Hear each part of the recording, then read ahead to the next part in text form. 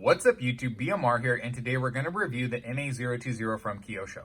This is a 128 scale micro RC car that can be used for touring or drifting, but most commonly it's used for drifting, and that's my focus. The MA-020 is the second iteration of the micro all-wheel drive line, boasting an improved front suspension and upgraded electronics, but changing little else from the original MA-010 platform. Currently, Kyosho is selling the MA-020 in ready-to-run kits that cost about $200 and come with drift spec tires pre-installed. This is great since you can start drifting right out of the box with no modifications needed. One of my favorite features of the Mini Z line is they use standard AAA batteries, so replacements can be purchased anywhere.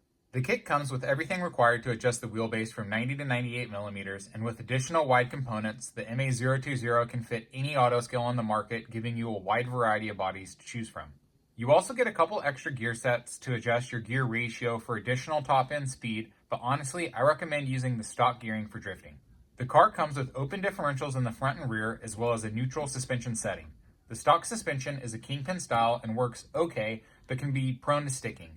I recommend inspecting your stock rear knuckles for any sharp edges that could cause the post to stick or bind.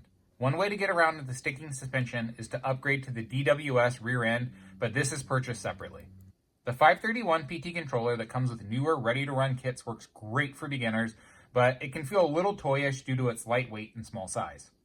Overall, the 020 is an amazing platform with outstanding on-track performance.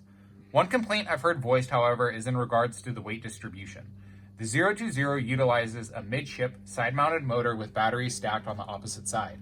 Positioning the motor and stacking the batteries like this causes the car to be unbalanced with a slight rear right side bias.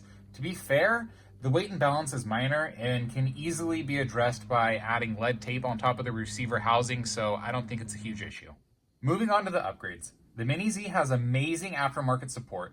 Just about every single part on the car can be upgraded or swapped out for anodized aluminum. While most upgrades are for aesthetics, there are a few you should focus on. Tire compounds, suspension settings, and differential upgrades will have the biggest impact on performance, while camber and toe settings will be less noticeable.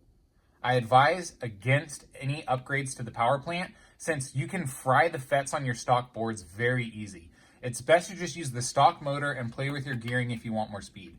If you insist on changing the motor, I recommend staying in the 70 turn range, but honestly, just use your stock Kyosho brand motors and make it work.